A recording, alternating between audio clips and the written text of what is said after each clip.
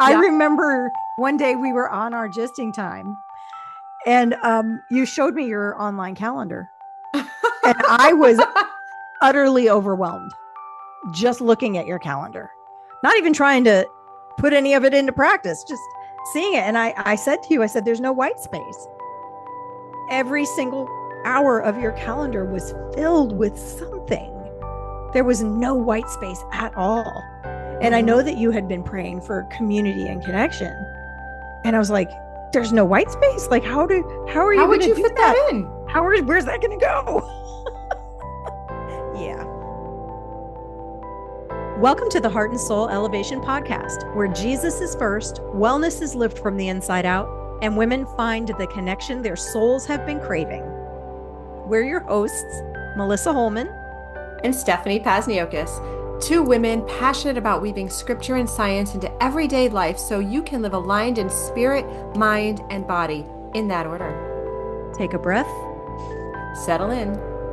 Let's elevate together.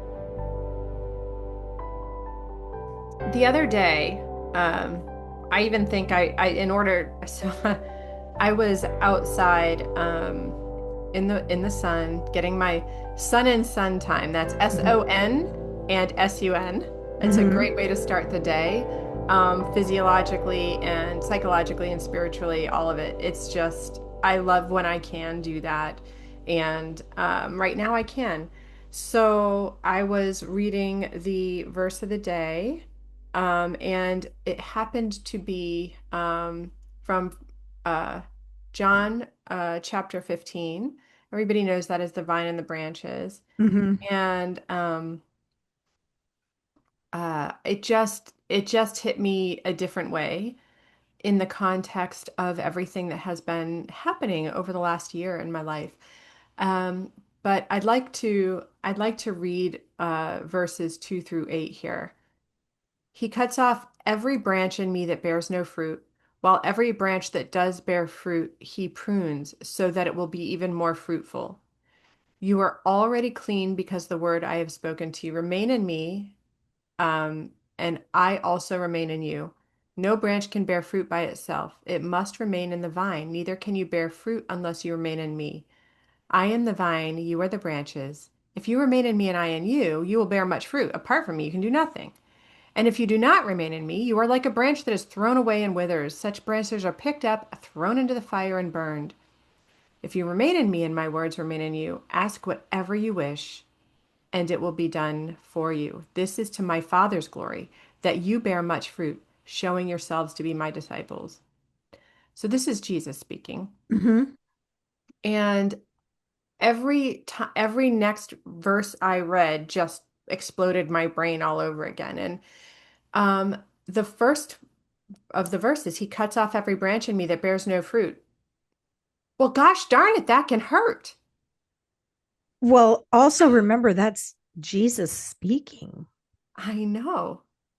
Yeah, and yeah, What? yes. What? S- He cuts off every branch. So Jesus is saying he, the Father, cuts off every branch in me that bears no fruit. While every branch that does bear fruit, he prunes so that it will be even more fruitful. So So he's it's cutting not and he's cutting. he's going before us in this. It Yeah. applies to him and to me, but it's painful for Well, he's cutting and he's cutting because pruning is cutting. Mhm. Yeah, he cuts off the branch entirely and then prunes that which is left. It's not, and but it's all for the good, right? Mm-hmm. Because no branch can bear fruit by itself, right? It needs the water, it needs the word, it needs life, right?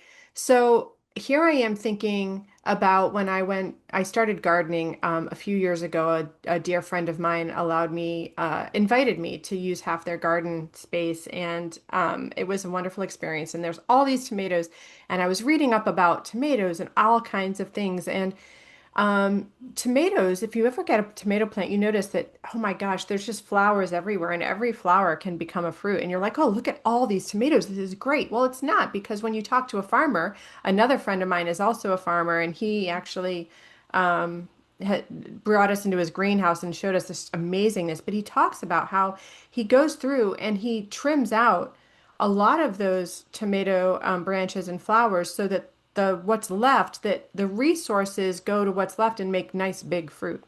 Right. And that's tomatoes. Here he was most likely talking about grapes. Mhm. It's the same thing. You know, a whole bunch of little grapes and you've got one set of roots. And the more it's trying to feed, the more it has to keep everything up and running, the more it's trying to spin all those plates, whatever analogy you want to use, the less the less attention is given to any one fruit, the less robust it is, the less, you know, Right. you're spread too thin. And you said the resources that are left go to create better fruit. You didn't say that just now, but like that's what it is. It When is. because before we're trying to spread the limited resource. This is the plant. I'm trying to spread the limited resources that I have, the minerals and everything from the soil, the water that I'm soaking up, the sun that I'm converting. That's limited resources, right? I only have so much. And if I'm trying to make every single flower turn into fruit, they're going to be tiny fruits They're going to be tiny. because my resources are spread way too thin. Yeah, I mean, if you're having 20 people over and you only have enough food for 5 people, you're rationing, right? It's Mhm. not nobody's going to be filled. Right. Um, leave it to me to bring it back to Bring food back to food. always. Yep. Mm-hmm. However, so every branch that does bear fruit, he prunes so that it will be more fruitful. This is just known, and this became more amazing to me when I actually started gardening. Um, And no branch can be bear fruit by itself, remain in me. So here I am starting my mornings with the sun and the sun, you know, getting the word, um, and hopefully in my life bearing fruit. But I wanted to talk about the pruning today. I wanted to read the whole section, but really I'm talking about pruning because this is what really struck me is that I look back over the last year and oh my gosh, the amount of pruning, the amount of simplifying, the amount of cutting back has happened in my life. Because the other thing that happens when you're pruning, it's not just that the resources go to the flowers to create a bigger fruit, but when you're pruning and thinning out the branches, I don't know if you've ever had a tree pruned in your yard. We had some done a couple years ago. And what's amazing is that when you thin them out, the sun can hit all of the leaves inside. A lot of them were not getting the enough light, Mm-hmm. right? They weren't getting the sun. But when you're pruning, I mean, even the leaves can get bigger and the sun is hitting more. It's just And they're um, healthier. healthier all around. Just everything that remains is more vibrant and robust and healthy. And you're putting your resources into less. You're spreading yourself less thin. I'm thinking about my Martha tendencies, right? Mm-hmm. We've had that conversation fairly recently in the podcast. So uh, I'm while it's been a painful process, and I'm the type of person to want to do all the things, I want to do everything. But in order for me to do what God is asking me to do, I had to let him prune out things that were not serving him, Mm-hmm. Mm-hmm. let alone like forget serving me or not. That for me, that doesn't matter. And they probably weren't serving me anyway. He knows way better than I do. Yes. This is a conversation I have so many times with my clients. We can do everything. We are women. Hear us roar. We can do it all. We really can. I can't do it all at the same time. And I have to pick and choose the things that I'm putting my energy into because my resources are limited. I only Hmm. have so many hours in a day. I only have so much energy to give to all of the different things. I have to pick and I have to choose. I have to prune back the things that don't fit in this day. Hmm. Yeah. And we have to trust, and this is part of my prayer every morning. God, even if it's something that I eventually have to do, even if it's on the list, even if it has to be done, if it doesn't need to be done today, if it's going to be the shiny red ball, if it's going to be the thing that distracts me from your will today, please make it, just take it right out of my brain. I don't even want to know it's there. Block it from my focus. Take it out of my line of sight because, and just help me focus on the things that you would have me do. And some days that feels really light. And I'm like, I should have X. And it's like, well, no, because if I should have, and I was supposed to, I would have, because I am obedient. The one thing that I want more than anything else is to be the chief obedience officer with Mhm. God as the head of my life, the CEO or the COE, the chief over everything. That's what I want. And so if I'm offering my yes and my obedience every single morning, every single day, and I'm trusting him to guide and lead me, then I can also trust that those shoulds, they say, don't should yourself. Right. Don't should all over yourself, people. Don't should all over Don't do yourself. it. Um, then then I get to let that go. It doesn't have to become part of my stress soup. It doesn't have to activate my fight or flight system and go, oh crud, I should have. I don't have to fear. I can just Right. be calm in my And it, body that I did exactly what I was supposed to do that day. and if we look at nature and we're talking about trees and plants and pruning and everything, when you prune a branch back, it doesn't die. Many times it grows back stronger and healthier in the future. So when I prune something out, it doesn't mean it's gone forever. It may be. I mean, let's be honest, sometimes things need to go away forever, Yeah, there are but certain branches on my tree that are gone. that need to be gone. Right? They They were need to be gone. diseased, they were rotting, they were Exactly, exactly. infected, they were infested, whatever. Yes, and it's the same in my life. And some things do need to just go away. But a lot of the things we just prune back for a season and then they come back stronger and more beautiful the next year. I'm thinking of the peonies that I have in front of my house. They were my grandmother's peonies. Every house that she moved to, she brought them with her.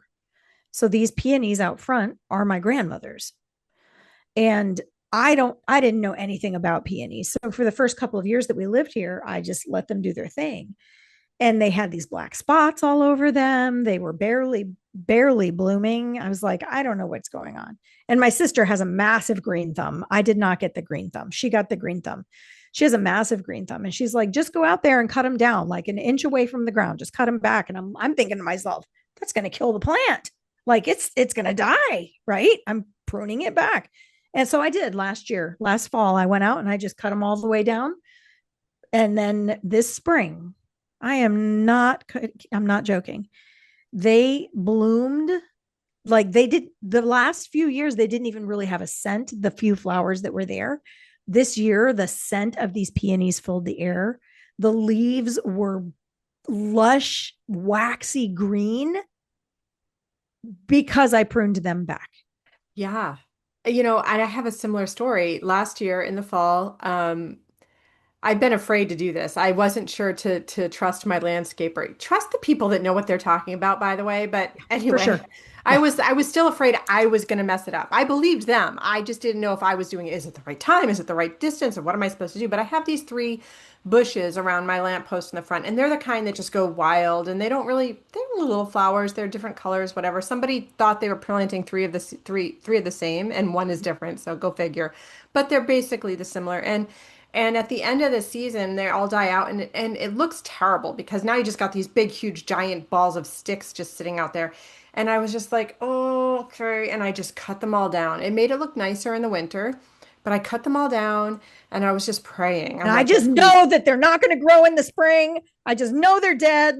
They're gorgeous right now. And what happened before is leaving all that stuff in there. They just ended up just these huge, massive, like not pretty looking things, but because I cut them all down, now they just are, they're growing out and they're nice and shaped. And I'm like, holy moly, look at that. It worked, you know? Yep. And and sometimes you're just pruning out dead wood. There, it's just there. It's and the plant is trying to feed it and it's not working. Like you just got to get rid of it and Yeah. let it heal over. But anyway, this verse just hit me differently this week. I just would invite everybody. What is God pruning in your life? What is He asking you to let Him prune? What are you holding on to that is deadwood, right? And remember, storms come, and what happens after a storm? There's deadwood all over your lawn. Sometimes storms are there to clear things. Hmm. Um, and for me, it's a lot of my business stuff. But there's a lot of family. There's so many things. Oh my gosh, I'm thinking of all the different things and all spectrums of my life that he cleared out. And this is what hit me most when I was sitting with my morning sun and sun time the other day was that needed to happen because the fruit was an answer to a prayer I had made 2 years ago before I had been praying it, and then I couldn't invite anybody over. So I wanted to deepen the relationships and become more part of the community in my church and people. I was feeling very strongly about this because I can easily hermit myself away and not connect. And my husband and I were really wanting to do this, and all of a sudden I couldn't entertain. There was nowhere in my house. I mean, it was under construction. I had a baby there. It was chaos. It was just chaos, and good chaos, and getting somewhere. But then everything was done, um, and the house, things were calm. The business, everything was moving forward, and I had been praying, increase people. And so I had started doing those things, but then I was starting to feel like, there's too much going on and I can't maintain all of this. But that was because there was still the deadwood. Like I hadn't let everything, I hadn't made the space. And when I I allowed re- God I to prune remembered. things out of my life. I Yeah. remember one day we were on our gisting time, and you showed me your online calendar, and I was utterly overwhelmed just looking at your calendar, not even trying to put any of it into practice, just seeing it. And I said to you, I said, there's no white space. Every single hour of your calendar was filled with something. There was no white space at all. And I know Hmm. that you had been praying for community and connection. And I was like, there's no white space. Like, how are you How going would to you do fit that? that in? Where's that going to go? Yeah. Yes. So, and the thing is by even what I was doing was I was scheduling my community and connection, but what happened was there was no white space. Um, the things that refill me quietly, and I don't mean quietly in the like, I just mean like in when I'm not interacting with others, things like taking care and feeding my sourdough starter or starting a batch of yogurt or making some bone broth or those types of things in the kitchen that give me staples that I can go to every day and that I just enjoy doing. They really do calm my nervous system. I don't typically schedule those things, and I had no white space. So I was trying to do these things and shove those in, and I literally felt like I was never sitting down. And when I did sit down and I was reading my book, it was like I was like doing it like I have to relax now. Oh my gosh, how can you do that? So Yeah. allowing God to prune a lot of things out of my life, a lot of things that I thought I needed, which I didn't need, go figure, or that I had gotten what I needed out of them, Yeah. right? They were done. And this opened up all this space where I could be spontaneous. Somebody who likes to plan, I could be spontaneous with my connections. Oh, Yeah. you But want to go for a walk? Sure, I'll go for a walk. You yeah, know, you have that friend who's like, hey, let's go for a walk. And before God pruned these things out, there was no time for going for a no, I spontaneous. would have been like, hold on, let me see what I can do in Even my calendar. Okay, next Friday. even though you were praying, God, please, this is what I want. And that is so true for so many of us, right? We know what we want. We have no clue how to get there. And Right. one We of the didn't. ways is by allowing things to be pruned out. And in fact, that's almost always the case. There's a Mhm. lot of things that we do that are habit. And I work with my clients on this. We're talking about lifestyle changes and habits, and it's not all food movement. Everybody thinks a health coach is about eat less, move more. That couldn't be further from the truth. I have to just tell you. But, um, you know, one that comes up all the time is sleep. Well, I need me time at the end of the day, and there is none because their life is so full that they end up staying up extra late and robbing their sleep. Yeah. That's Yeah. robbing from Peter to pay Paul, um, Yeah. robbing their sleep Yeah. to have me time, and of course they don't recover Right. and are starting over the next day more depleted and then more depleted and more depleted because they didn't realize that how important sleep is to everything. I mean, honestly, everything. Hmm. And and so they but so what we end up doing is like saying, okay, well, what does it look like? What is something that gets pruned in order to give you space before bed Yeah. to wind down, calm your nervous system, have a consistent, like do all the things that are considered good sleep hygiene, which actually is, I mean, look it up. Look up studies and the impacts of good sleep hygiene on mental health, physical health, gut health, metabolism, you name it. There is going to be a study that shows you how important sleep is to all of that. Cancer fighting, all of it. Heart, Yeah. cardiovascular health, you name it. Sleep is every single time is going to be a linchpin. And yet we think of it as optional. I certainly did at one point. So that's just one example of a place where we end up compromising because we haven't let God prune, and it's impacting our health Yeah. and our wellness. And that's the same thing with our community and connection. There needs to be white space so that you can do that. And and not just white space so you have time to do it, but white space where you recover and have the mental and emotional bandwidth for a relationship because Yeah. it isn't without effort. Yeah. Well, And it's easy for us to sit here and say, well, what is it that you need to prune out of your life? But I mean, it's a question that we need to ask ourselves.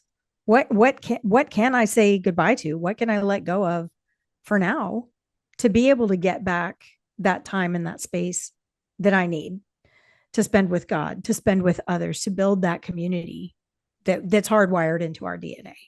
have you ever had it where the thing that comes to you is like you have this knee-jerk reaction, go, oh no, anything but that. Anything but that, Lord. And of course, that's Anything the but one that that. has to go Yeah. every time.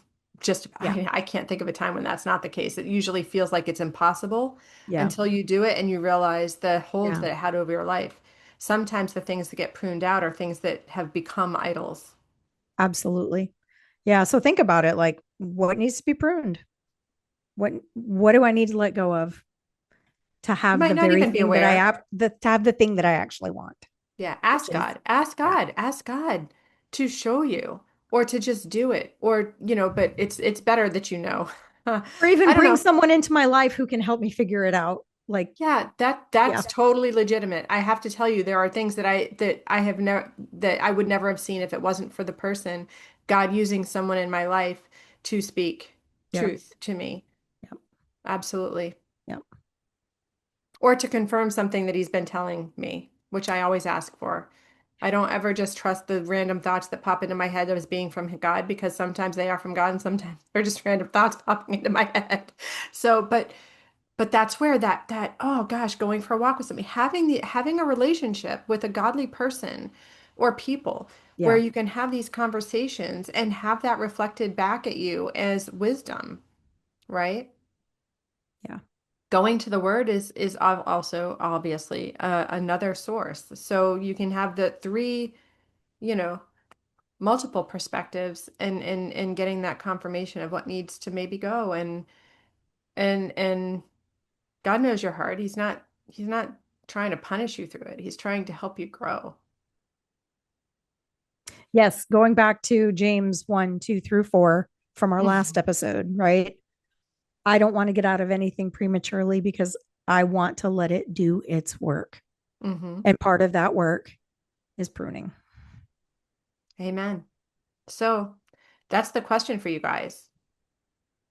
I mean, and it's not just a light question for you to stop the podcast and walk off and go on your merry day and go, what's for lunch?